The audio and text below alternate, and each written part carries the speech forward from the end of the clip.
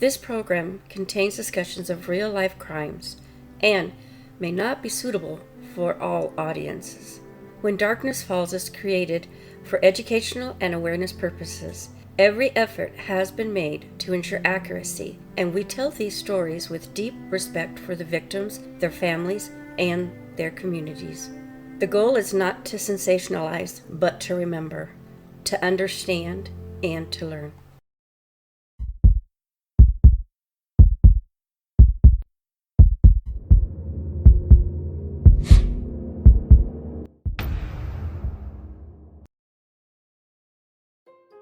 In 1982, Chicago faced a crisis that changed consumer safety forever.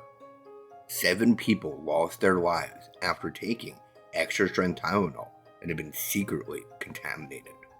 There was no warning, no clear motive, and no arrest. This case shattered trust in everyday products and reshaped how America protects things we bring into our homes. This is the case of the Tylenol murders, the case that changed everything. Now before we start, you're welcome to subscribe and turn on notifications. We upload 3 times a week. And if you like, share your thoughts in the comments. Your voice matters here. It was a city defined by grit and resilience, still carried the echoes of an industrial past while stepping into a new decade of change. The skyline gleamed with steel and glass, the Sears Tower standing tall, the symbol of modern America. Neighborhoods buzzed with daily life, families filling corner diners for breakfast, commuters packing the trains, kids riding their bikes down quiet suburban streets. It was the kind of place where people trusted their neighbors, or stopping at the local pharmacy for a bottle of Tylenol was as routine and unremarkable as buying milk or bread. Chicagoans lived in a rhythm of work, school, family dinners, and weekends at the park. The fears of big city crime and gang violence rarely touched middle-class homes in Elk Grove Village, Arlington Heights, or Winfield. Life was supposed to be safe in the suburbs. But beneath the sense of security, something dark was about to shatter the most ordinary act of daily life: taking a simple pill for a headache or a sore throat. In late September of 1982, 7 people in the Chicago area would suddenly and violently lose their lives. Not in a robbery, not in a fire, not even in a car crash. They were murdered by something they trusted most: medicine pulled straight from their own cabinets. What began with a child waking up to a runny nose would ignite a national panic, trigger the first mass product recall in American history, and forever change how we buy the items we place into our bodies. This was a crime without motive, without arrest, and without closure, but one that still casts a shadow more than 40 years later. It was the morning of September 29, 1982. 12-year-old Mary Kellerman of Elk Grove Village woke up with a runny nose and a sore throat. Nothing unusual, just the kind of cold symptoms every kid gets. Her parents, like any loving mom and dad, wanted her to feel better. They handed her 1 extra-strength Tylenol capsule, a simple, trusted brand name medicine, something millions of Americans used every day without a second thought. By 7 a.m., Mary was dead. Her sudden collapse was so swift, so shocking, that at first it felt like an unexplainable medical mystery. A healthy child gone within hours of taking a pill her parents believed would help her. Doctors were baffled, and grief-stricken parents were left with no answers. But Mary's death was only the beginning. That very same day, in the nearby suburb of Arlington Heights, 27-year-old Adam Jonas wasn't feeling well. Adam was a hard-working postal worker. He took some Tylenol for chest pain and headaches. Within hours, Adam collapsed and was rushed to the hospital. He never came home. Word of Adam's sudden death brought his family together, devastated but united in grief. His younger brother, Stanley Jonas, and Stanley's wife Teresa, only 19 years old, came to support Adam's loved ones. In a cruel twist of fate, both Stanley and Teresa reached for the same bottle of Tylenol sitting on Adam's counter. Within hours, they too were gone. 3 funerals, 1 family, wiped out in a single day, not by accident, not by chance, but by something sitting in plain sight on a store shelf. As the sun set on September 29th, tragedy was still spreading across the Chicago area. In days that followed, Mary Reiner, a 27-year-old new mother recovering from childbirth in Winfield, reached for Tylenol to ease her discomfort. She never got the chance to raise her newborn. Mary McFarland, 31, collapsed at her job in Elmhurst after taking Tylenol for a headache on her break. And finally, Paula Prince, a 35-year-old flight attendant in Chicago, was found dead in her apartment. Security footage later showed her buying Tylenol at a Walgreens. That haunting image, Paula at the checkout counter, unknowingly purchasing her own death, became one of the most chilling symbols of the entire case. The death of 35-year-old Paula Prince stunned her family and friends. Her body was discovered last night inside her apartment on Chicago's near North Side. Investigators say it appears she had collapsed into her closet. Her sister Carol Prince says she last talked with Paula on Wednesday. It is believed that Paula Prince took the Tylenol that killed her sometime Wednesday evening. The cyanide-laced capsules that killed Paula Prince were purchased from this Walgreens store at Wells and North Avenues. Store management pulled all the Tylenol off the shelves on Thursday, one day after Paula Prince's death. During a news conference this morning, Cook County Medical Examiner Dr. Robert Stein confirmed Paula Prince died from cyanide poisoning. I signed a death certificate out this morning. By the end of that week, 7 people were dead. All seemingly ordinary, all unsuspecting, all trusting that the medicine in their cabinets was safe. Investigators were scrambling to find a common thread. Families were destroyed. And an entire city, and soon the entire nation, was about to descend into panic. I signed a death certificate out this morning as follows. Acute cyanide toxicity, manner of death undetermined. The autopsy really revealed very, very little, if anything. The only positive finding was an irritation of the lining of the stomach, which goes along with ingestion of the cyanide. This also was found by Dr. Lipschutz in the other autopsies which he performed on the other unfortunate victims. Dr. Stein stopped short of calling Prince's death a murder. However, her friends did not. There's nothing that I can say. I mean, it's not right. It's not right at all. The guy's a maniac. I mean, Paula was murdered. She was just murdered. Earlier today, it was believed that cyanide poisoning had claimed the life of an 8th victim. However, medical examiner Robert Stein quickly ruled that out. 18-year-old Patrick Moore worked as a stagehand at the Candlelight Dinner Playhouse in suburban Summit. He collapsed and died last night. Investigators were called in when a bottle of Tylenol was found in his locker. However, they say there is no evidence to suggest he died from cyanide poisoning. His family told us today that Patrick was certainly aware of the Tylenol danger even before yesterday. Doctors say they probably will not know for another month just what caused his death. While authorities continue their investigation into the latest cyanide death, that of 35-year-old Paula Prince, memorial services were being held for 3 other victims.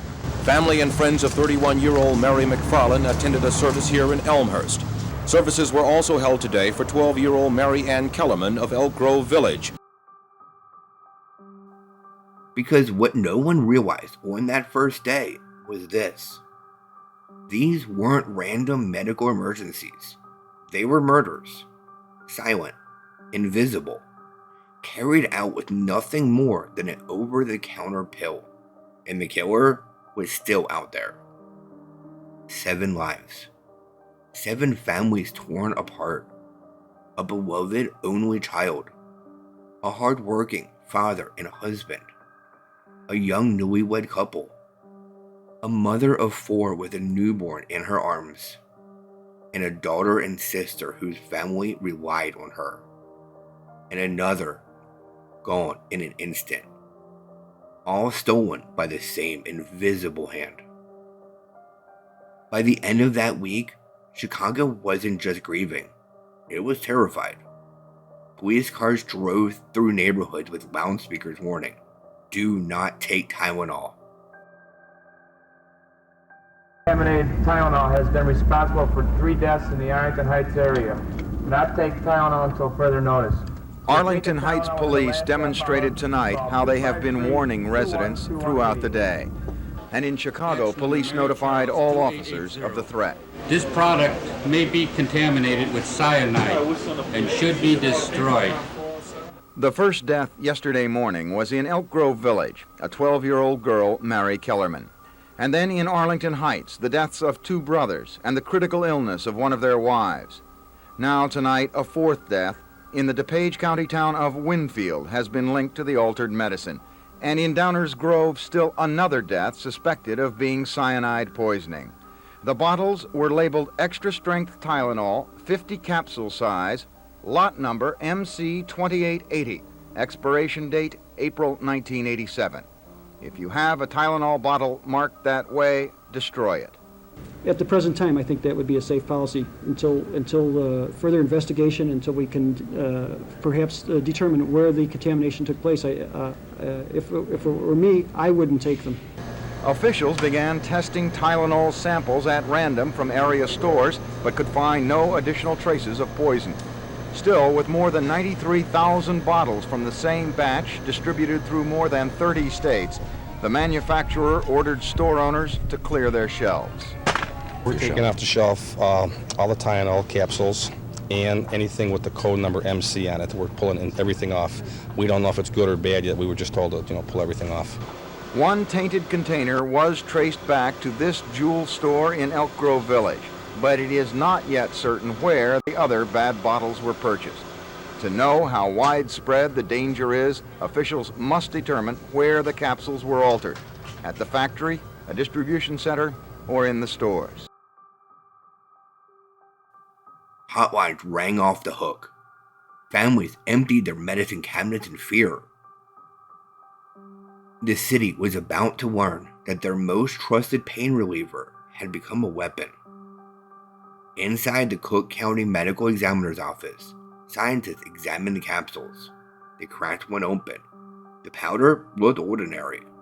But then, the smell. Bitter almonds. Cyanide. Cyanide works by shutting down the body's ability to use oxygen. Victims suffocate from the inside out. That's why doctors describe the Tylenol victims as turning blue so quickly. There is no chance of survival. The capsules weren't manufactured wrong. The contamination wasn't in the factory. Every poison bottle came from a different production lots, which meant only one thing. Someone had taken bottles off store shelves, opened them, filled the capsules with cyanide, and put them back. Random stores, random neighborhoods.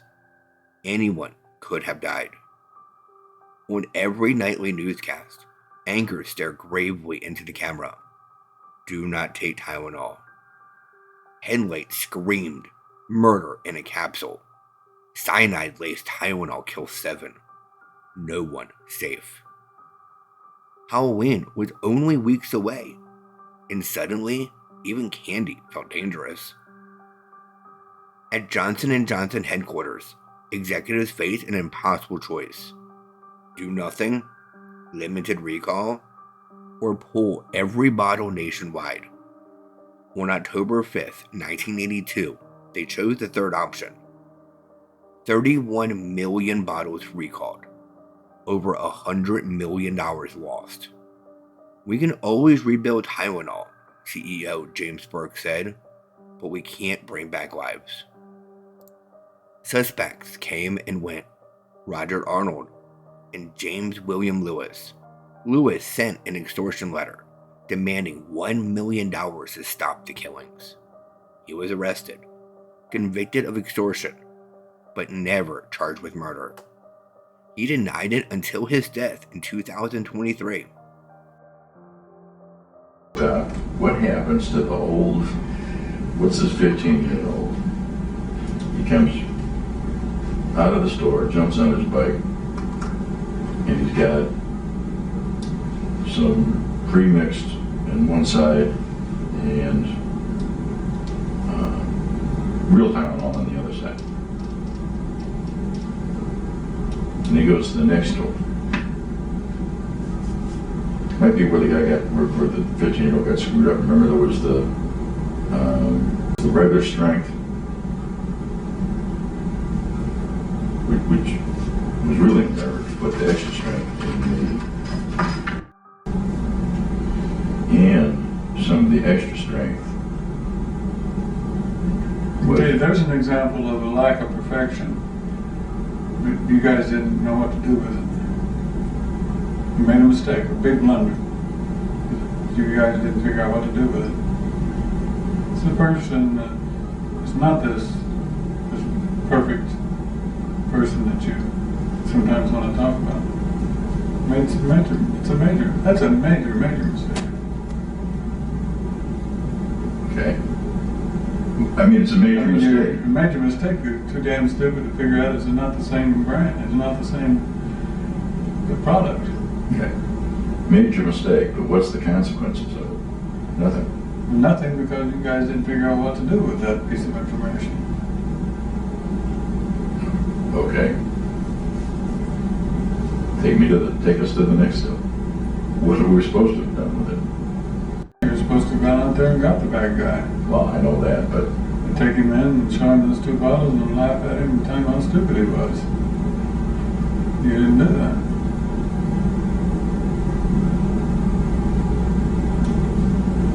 that's pretty easy. Go on the evening news and talk about how smart you guys were when you caught him, and tell everybody that those 2 bottles was the thing that broke the whole thing. But how would that break it? I mean, I don't get how that would break it. I don't know that it would either, but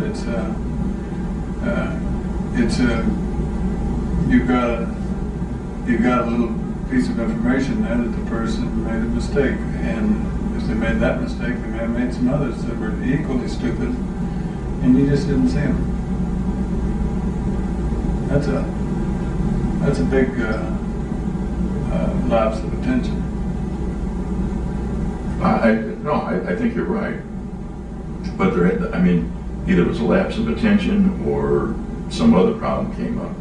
But whatever it was, we couldn't figure it out. I mean, it didn't assist in furthering the investigation. Because you didn't exploit it to the fullest extent of the law. The FBI tested over 1.5 million capsules. They found just 3 dozen poison ones. No fingerprints, no DNA. The killer vanished. The case remained open. The killer still has never been caught, but the murders changed America forever. Tamper-proof packaging, federal anti-tampering laws. The sound of a seal breaking became the sound of safety. 7 people died. No one was convicted. But everyone felt the loss. Because this wasn't just about medicine. It was about trust. More than 40 years have passed, and still, no one has been convicted of the Chicago Tylenol murders. This crime captivated the nation, put the nation on its ear, and had probably hundreds and hundreds of thousands of households going through their medicine cabinets to try to determine, do we have poison in our house?